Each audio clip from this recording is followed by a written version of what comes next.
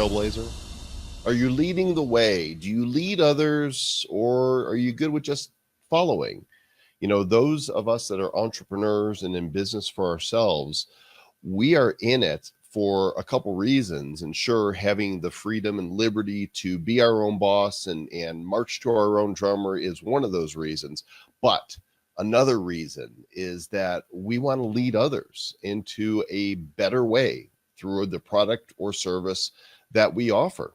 And there are a small handful of people, not even a handful, just a thimbleful of people that are true trailblazers that lead the way, that make the kind of impact that influences millions and millions of people. Hi, Joel Comm here. Welcome to Joel.LIVE.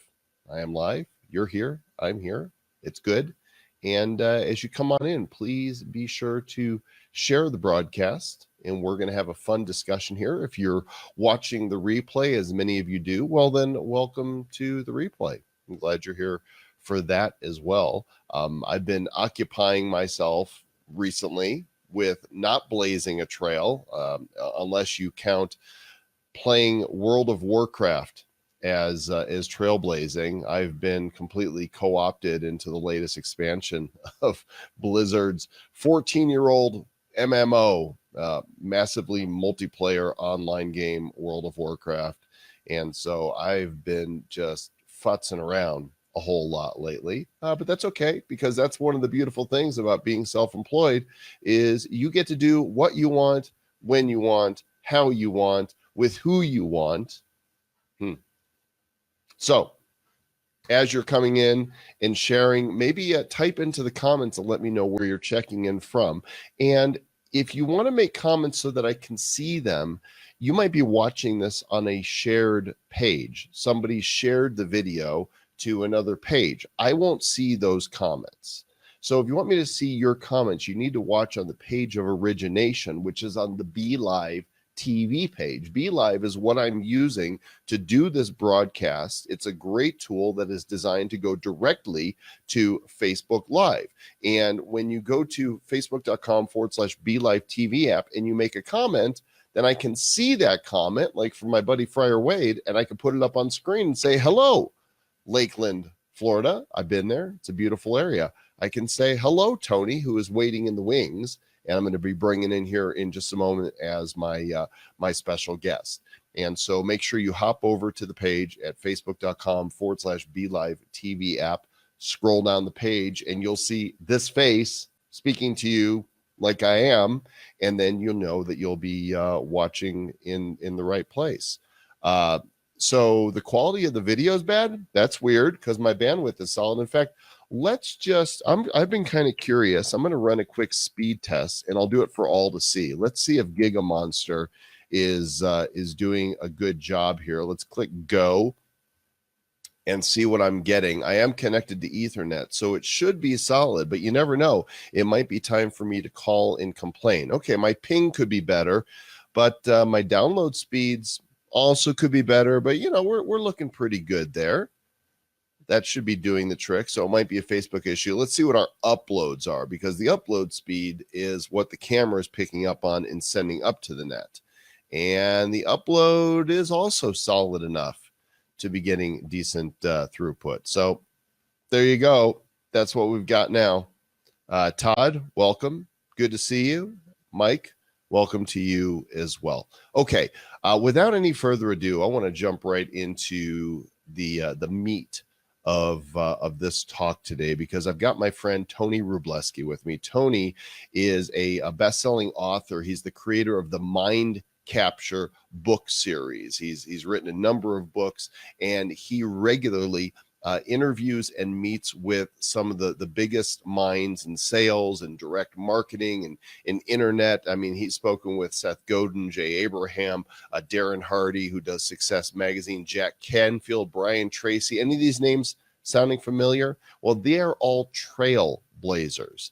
And today we're going to talk about what makes a trailblazer, and we're going to talk about Tony's new book that is called Trailblazers, Leadership Lessons from 12 Pioneers Who Beat the Odds and Influenced millions. And with that, I'm going to welcome to Joel.LIVE Mr. Tony Rubleski. Tony, how you doing, buddy? Hey, good to see you, Chief.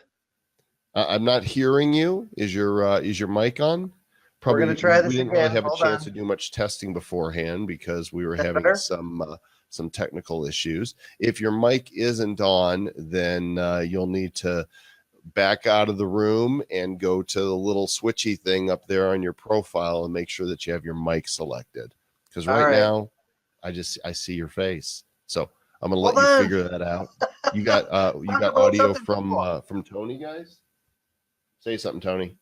Hello, hello. There we go. We're good. We're rocking and rolling now. Awesome.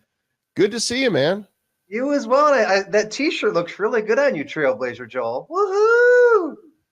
What's the definition of a trailblazer? There it is. You have earned it. Well done. One that blazes a trail, an innovative leader in a field, a pioneer. Yep. Awesome. Glad you guys can hear everything well, and I'm glad you're here. And Tony, how long is it? It's been a few years, isn't it, since you came through town and we got together? Yeah, I think it was about 3 years ago. We did dinner down in your neck of the woods in lovely Denver. Yeah. And I was thinking about it today. We met 10 years ago this year at Book Expo in Los Angeles. There's a picture of us. Oh my gosh. and I probably had fewer gray hairs. That's called wisdom, my friend. That's not all bad. Yeah. Yeah, it's been 10 years since LA, man. Well, I'm really glad you're here and excited to talk. April says, funny to see you have Sally Hogshead tagged in your show description, as we tagged her during our show the other night when we share one of her quotes. Different is better than better. That is totally trailblazery. Well, there's a reason that Sally is tagged in this video, and that is because she is a trailblazer. Tony, why don't you share a little bit about your background and let's establish your authority here. Well, first of all, it's good to be here. And some of the new tech for me, Joel, thank you for being patient because you are always at the forefront doing cool stuff. So to get on here was interesting, but we made it. And I want to thank everyone that's watching live and then, post-production. But I've been in marketing for 20 years. I love it. I've interviewed the best on the planet. And this new book, what we did is we said, look, let's culminate some of these characteristics of these trailblazers into one book.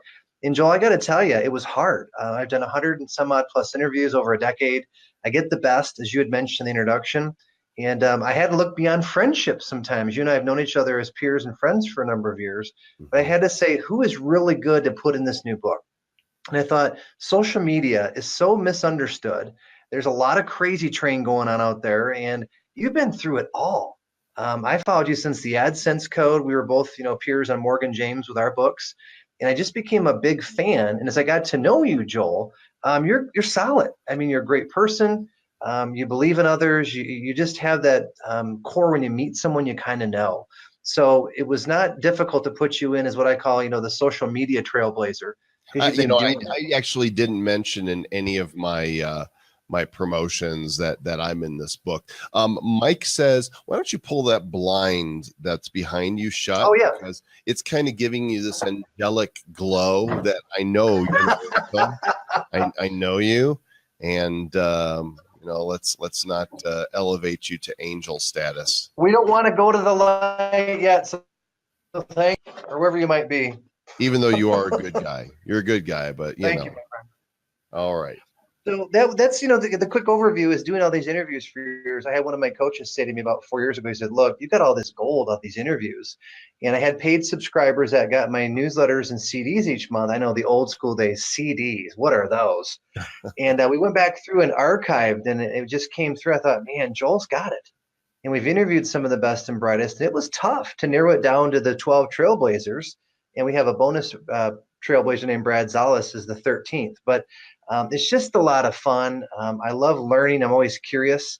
And I'm still like a rookie that's asking the questions and trying to keep up like everybody else is with all these changes. So marketing is my passion. I love stories. I tell stories, but I get great stories from people like you that I've interviewed, Joel. And you keep, kind of raising the bar. You're always out there doing cool things. So it's always fun to keep interviewing your book.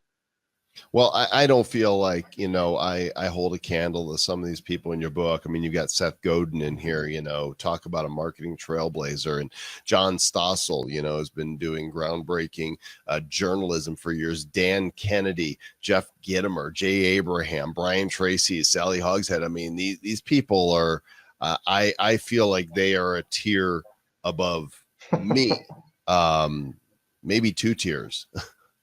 Well, I think if anything is what I've learned is that having met many of them face to face, they're human, Joel. Yeah. And it's weird. Like Dan Kennedy is interviewing me the 3rd time in about a week from now, and I'm like, what is Dan Kennedy interviewing me again for? And it kind of plays with your head, but when you do good work, people notice it, Joel. And your work You is never it asked hits me for certain. an interview, huh? Yeah.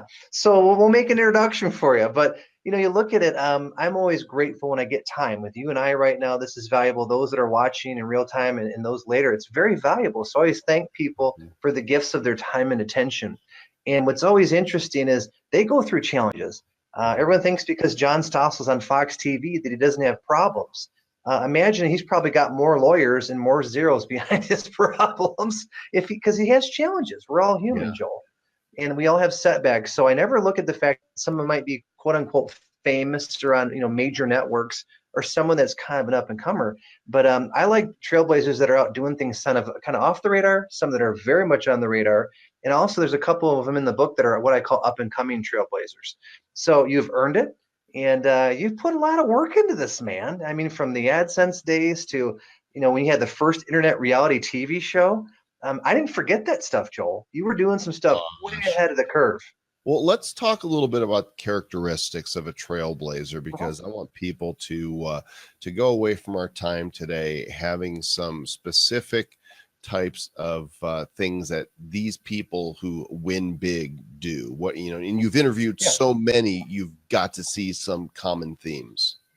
Absolutely. Well, a couple of things that come to mind is I look for what they call inductive reasoning. What are the patterns? And there's 7 core characteristics that we found that we talk about. You obviously have them, but let me give a couple if it's okay, because I want people to really check out the whole book because the interviews are fascinating. But persistence is one that you hear all the time, Joel. But you have to have it. And so many entrepreneurs, we're in this age of instant everything, Amazon, overnight delivery. In many markets, Amazon's doing same-day delivery now. It's been going on. So people in this age of Google, I say Googleicious, want everything like right now. And it makes it difficult for you and I that have been around the entrepreneurial block for years, and many of your viewers as well, is that you got to hustle and it takes time. And it's like, you're the 10-year overnight sensation, but the first 9 years were bloody. And there was sometimes divorces, bad breakups with business partners. There could be a bankruptcy along the way or two. And what's fascinating, I'm not implying all the trailblazers in the book have had this, but they've had personal issues and sometimes public issues that would knock most people out of the game. So that's what I always want to try to find out is when they wanted to quit, when the closest people said, what are you doing? You're crazy. Or it was maybe family members that didn't believe. How did they press on? How did they keep marching forward? And that persistence has got to be there. It's the core driver. Most people don't advertise their struggles, right? We don't go out there, and I don't think we should necessarily. I think that there is a close circle of people that we should share our difficulties with. But when people just put all of their dirty laundry out there on Facebook to their general public, I think that's a mistake. But even after you've been through something, there's a lot of people that won't talk about those things. I love talking about the failures and the difficulties and struggles once I've overcome them. And I think one of the reasons I don't do it while it's happening is it's nobody else's business, while I'm in the midst of it. And B, people tend to give you unsolicited advice. And I know who I want to go to for advice. And it's not just going to be, anybody who's following me on Facebook. Yeah. Well, I give you an example. Your TED Talk in Denver a couple years ago was profound. I watched and I thought, my God, congratulations, because you put it out there, Joel. And that was a big venue. And it allowed me to really think, okay, maybe I need to overcome some of my own fears. And I get this all the time because I do a lot of speaking, as you know, and you've been at my events, is you're always upbeat, you're always motivated, and you're always happy. No, I'm not. Ask my kids, ask my former partners, if you make a few phone calls around, I'm just like everybody else. Mm-hmm. What I choose to say is, all right, how do you press on when life tries to press down? And that's a big distinction. And I think we're in this age of like what Don Henley would sing. And remember the song Dirty Laundry? Of course. And we got so many people that are newer to fresher. Down. Exactly. And, they're so new to social media, particularly the millennial age group that's under 30. They're throwing all their dirty laundry out there. And I sometimes go, wow, I wonder if they're really thinking about this with some discernment, because it may come back and, bite them in the ass. Pardon my clearly French. they're not. I mean, that's the very thing. If you're putting the stuff out there, you have an emotional intelligence issue, because your discernment, your lack of ability to filter what you're saying publicly and how you're saying it to who you're saying it, that will come back to bite you in some way, shape, or form. You look at how expression and tact, there's a bunch of things, but the persistence thing is just huge, Joel. And I think, when I look at when we met in Denver a couple years ago for dinner, you were playing at the very front edge of video. And that was, I think, about 6 months before Facebook had really said, we're going to play hard on video. So I've always been interested how you seem to be right on the edge line, catching trends. You're like a trend spotter. And to me, that was another reason I put you in the book. Above and beyond our friendship, I said, man, Joel just seems to always be like 6 months ahead of everybody else, and you're still curious. And, you have that childlike curiosity. That's another characteristic that all the Trailblazers have, is they don't settle, Joel. They obviously have to keep moving, but they always look at things and go, why is it that way? Or, why do we always have to keep thinking this way? And you've always been doing that since I've known you for 10, 11 years now. What do you think it is, like from the outside, for myself, that I do have a tendency to see things, right now it's been the cryptocurrency realm, and I got into that, before the big rush came. When you look at myself and these other individuals that you've labeled trailblazers, what is it that you think causes that futurist, ability to spot something?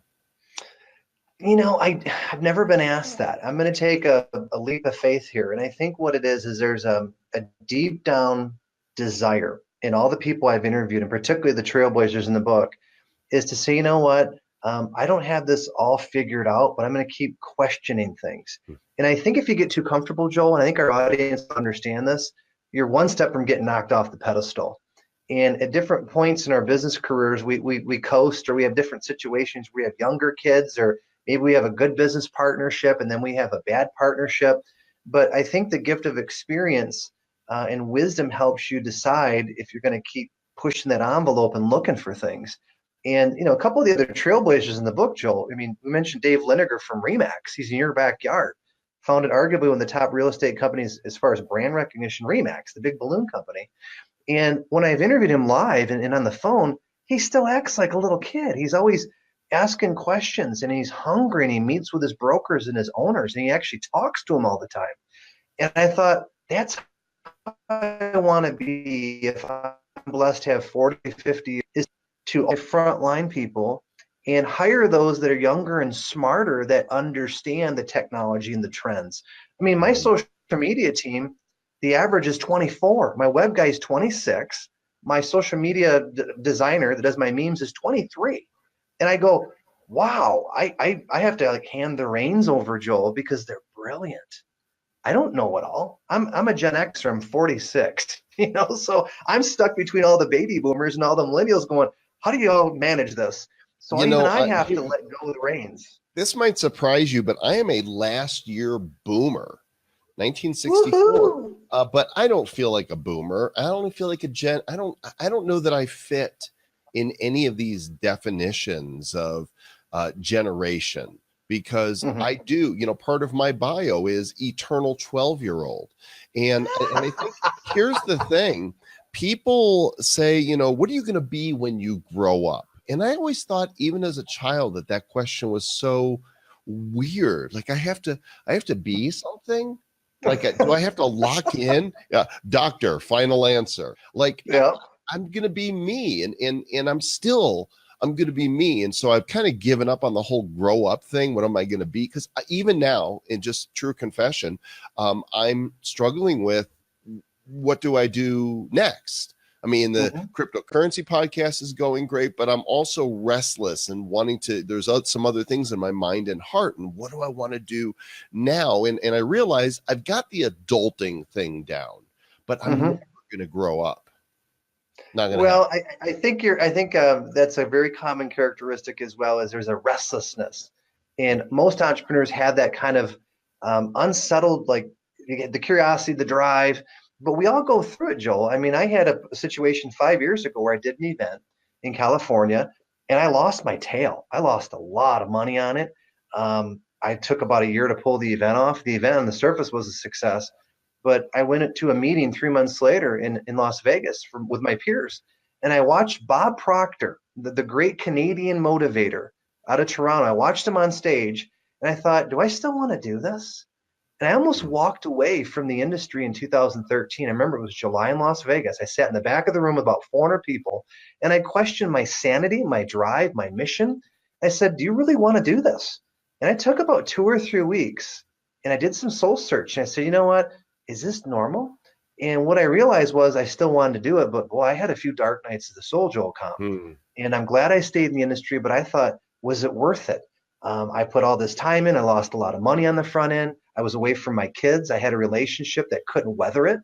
And I know that didn't help that dying relationship. When I was so focused on doing this event, I thought, what am I doing here? So I go back to your point here about being like a child. I think most of us forget the beauty of children. I love going to rock concerts. I love being outside and hiking. As children, we used to do the fun things. We used to go out and play. We used to adventure. Now you can do virtual playing on games. But I think as adults, we get so, I would say, forgive me here, we get constipated. We're always uptight, so serious, and business has got to be this way. And I got to have my suit and Not tie me.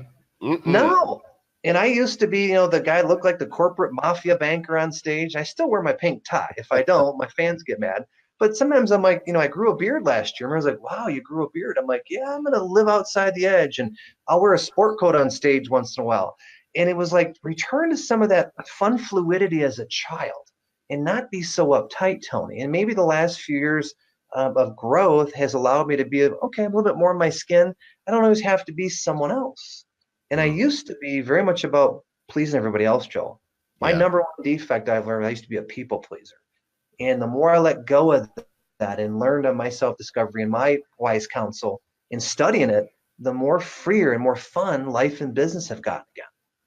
I love that. The book that's coming out is called Trailblazers, Leadership Lessons from 12 Pioneers Who Beat the Odds and Influenced Millions. You guys can actually go check this out if you go to the website here at mindcapturegroup.com and /pre-order is where you can learn more about this book and meet the trailblazers who are in it. And what I want to do, Tony, is I want to pick on a few of these people here that you've got in the book and talk about their defining characteristics towards being a trailblazer. And let's go ahead and start with Seth Godin.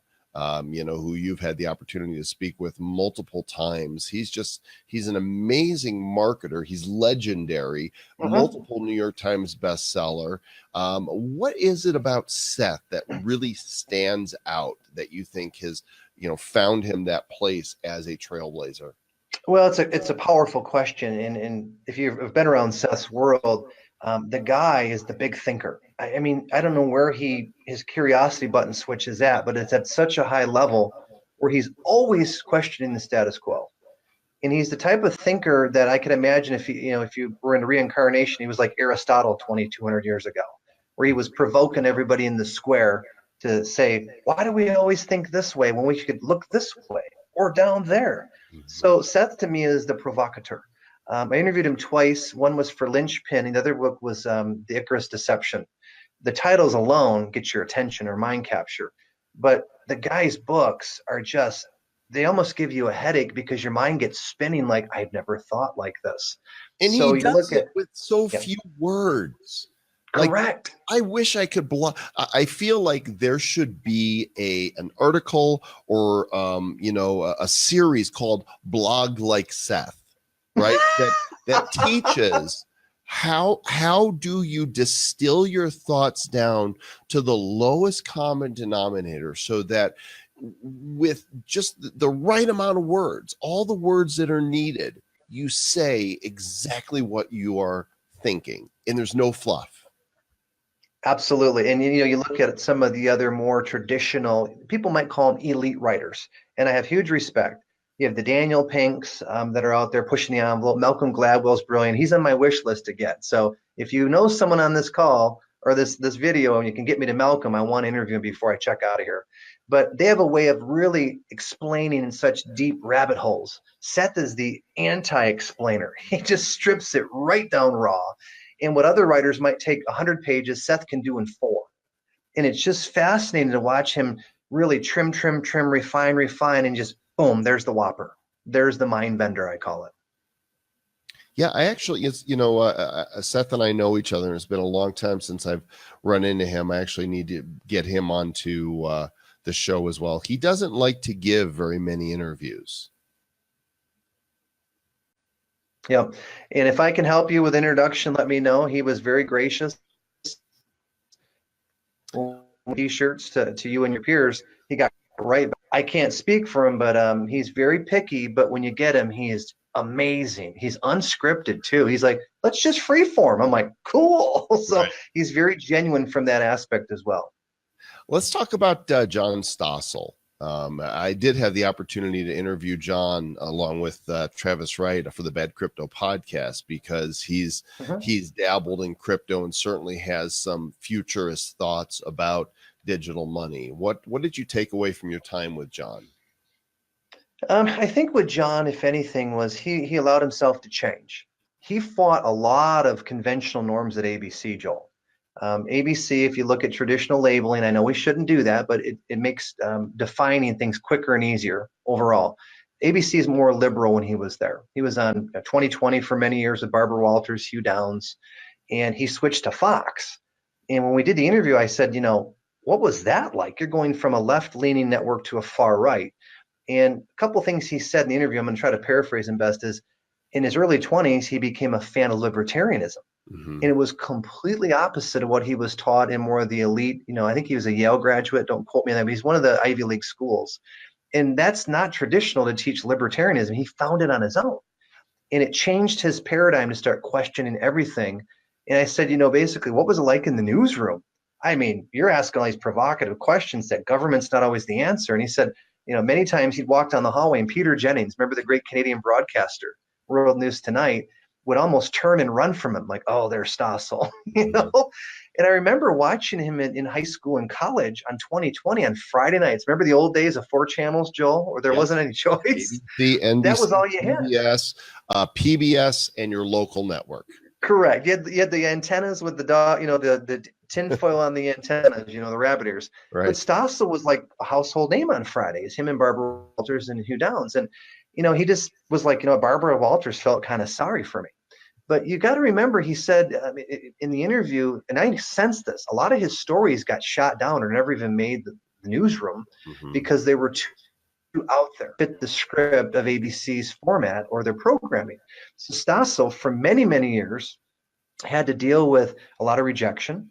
And what's also not known about him is he has a huge stuttering problem, Joel. And I can't imagine, as a speaker, having the threat in the back of my mind that at any point I might get stuck on one word.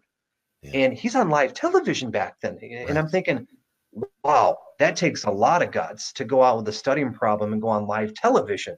So that to me scored a lot of Bravo points, or sort of behind the scenes or behind the rest of what you don't see on camera, that this guy was willing to persist even in face of those odds. He is 71, which I didn't know, and he went to Princeton. Okay, I knew it was one of the Ivy Leagues. Thank you, my friend. It was Ivy League, and he's a fascinating individual. If anybody wants to hear the interview that we did with him for Bad Crypto Podcast, just go to badcryptopodcast.com and search John Stossel, Stossel. EL. Let's move on to another marketing legend who you and I both know, Mr. Jay Abraham. One of the most interesting, reclusive, but brilliant marketers. What did you discover from your time with him? Jay is the marketing wizard, and you had a very good introduction to set him up. Very almost reclusive, kind of finicky. I saw him in Detroit in 1995 at an event, and I went up to him. And this is a story I don't tell often, but for those listening, here we go. I hand him the first self-published copy of Mind Capture, 1995, and I autographed. And I hand it and say, "Hey Jay, here's a copy of my book." And he looks and he goes, "Huh, interesting title." I said, "Well, you did an event called Mind Capture over Los Angeles, and my brother had the audio series. I remember finishing the first manuscript. I thought, we need a title. What's the summation of what I teach, what I believe? How do you get attention?" I looked on the bookshelf, and it said Mind Capture over Los Angeles. I said, there it is. I said, "Jay, I named my company, my brand, after the title of one of your seminars." He looked at me, kind of smirked, like, "Damn you." I'll never forget the encounter. But I got to give Jay a lot of credit, because he was my first sort of marketing mentor besides Dan Kennedy. That at the ripe age of 20, my brother hands me this big blue book, The Marketing Secrets of the Wizard, Jay Abraham. And I read it, and I'm like, oh my gosh, I went right down Alice in Wonderland like the Matrix. And I've never forgotten that thick, ugly book, how brilliant it was, Joel. And the guy is just a strategic marketing genius. You talk about, he can look at a business and say, you're missing 7 things, almost like blink. He sees it that quickly. And you go, whoa, there's just a frightening element of strategy this guy knows, because he's done it. Yeah, he has, and there's still so much to be learned from the work he has done. That's why, when you talk about me being in a book with these people, I'm like, I'm not worthy. Easy, Wayne. You're worthy. Yeah. Let's move on to another one, a fascinating woman who I got to meet a couple of years ago, and occasionally we get to engage on Facebook, and she is the authority on fascination, Sally Hogshead. Yeah, Sally is just a unique dynamo. And I was exposed to her work through Dan Kennedy. He was starting to do some joint ventures with Sally and bring her data and metrics in. But similar to what I've been teaching, the fascination model, how do you fascinate?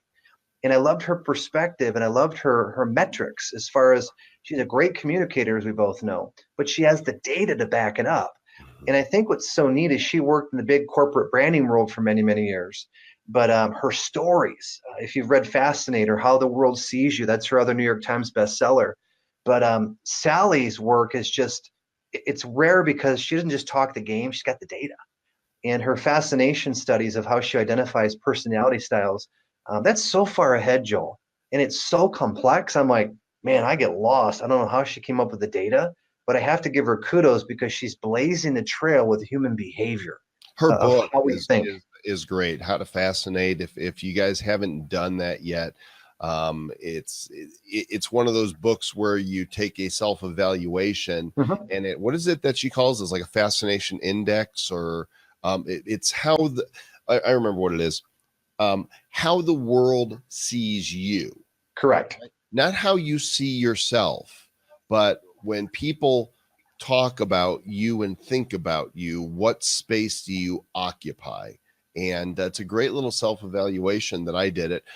People think I'm 12, so that, it works out perfectly, because I am. Hey, be you. You matter, Joel Comm. And here's something I love about when you and I get together. We have fun. And I have a goal that every day I better laugh my tail off before I go to bed, because it's too short of a game that we play called life. And if I'm not laughing, I'm not having fun. What am I doing? And I know that sometimes we have a bad day, but there better be something I can at least, see something on YouTube or Facebook and go, that was really funny. So check that off for the day. You got to laugh. Let's do one more. Although there's a bunch of quality people in the book here, I want to respect your time and our viewers. Brian Tracy, one of the key leaders in sales. Millions of people have read his books and followed his training materials. What did you discover from your time with Brian? Very logical, and it'd be surprising, humble man. I think Brian, from what I sense, is a little shocked at how successful his name is. He works hard. I think he's got like 30 books out, Joel. very prolific, but very tactical. Many of us have seen him live, the Peter Lowe events. He does he's still out there speaking very actively. But the guy came from Canada and basically worked his way up and said, this is America. And you know what? If I set goals, anything is possible. And it was really cool on the interview, which we talk about in the book. He broke down his goal setting acronym for us live. And I was like, man, that alone, I can die and go to goal heaven now, Joel Comm. Was to hear the great one, the mighty goal setter, Brian Tracy, throw it down for us. And he had his stuff on. He lives it. And you look at the speaking circuit, there's only a few names that have made a global impact as far as name recognition because the market's so fragmented, the long tail effect. And Brian Tracy, I mentioned audiences, Tony Robbins, of course, Zig. Brian Tracy, a lot of the hands go up. And that's not easy to do. And you know what? Brian Tracy is delivering a pizza right now to Joel Comm's house. So, it was fun to get him. And I told this to Dan Kennedy, and Dan couldn't believe it. He was tough to get an interview with. And it took like 3 years because I caught him at the wrong time. And then like 2.5, 3 years later, he had a new book out, Joel, and I caught his new media publicist. It was like 5 minutes later, we had the media interview scheduled. So you go figure, the law of persistence and goal setting is real. But Brian Tracy was the toughest to schedule interview of all the interviews I've done. Mm-hmm. So no, just a real humble gentleman, just very grateful. Like I said, I think he's astounded how much we take for granted living in the United States, because he ran for 74, governor. by the way. Yep. He ran for governor a few years ago, and I was like, wow. He's like, why not become engaged in civic duty? So I had to give him kudos for running for governor of California.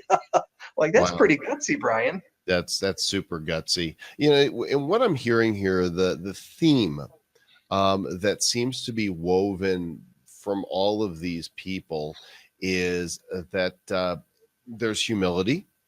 Mm-hmm. They're a little quirky, but they're extraordinary in that they focused on their one superpower. Yep. and took flight with that superpower. One of the 7 characteristics, Joel, and you walked right into this, is they focus on their strengths.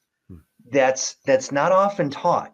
When we get a wrong answer on a test growing up, or we have a bad Amazon review, what do? We give the haters and the critics almost all our focal point until we get over it. And what I mean by focus on their strengths, one of the other trailblazers in the book is Dan Bylsma. When I interviewed him, he had just won the Stanley Cup as the head coach of the Pittsburgh Penguins. Now, that interview is a little dated. He just came on as an assistant head coach with the Detroit Red Wings. Go figure. He was the head coach with Pittsburgh. You talk about adversity. Now he's an assistant coach with my favorite team, the Detroit Red Wings. Forgive me. And he basically, you look at this guy, he said to the team when he took over, this is back in 2009 when he won the Stanley Cup. He said, look, gentlemen, we're not playing hockey like Pittsburgh should. You have Mario Lemieux. You had Sidney Crosby, Evander Malkin, and you've got 2 of the best players in the world. He said, look, we're playing defensive style hockey.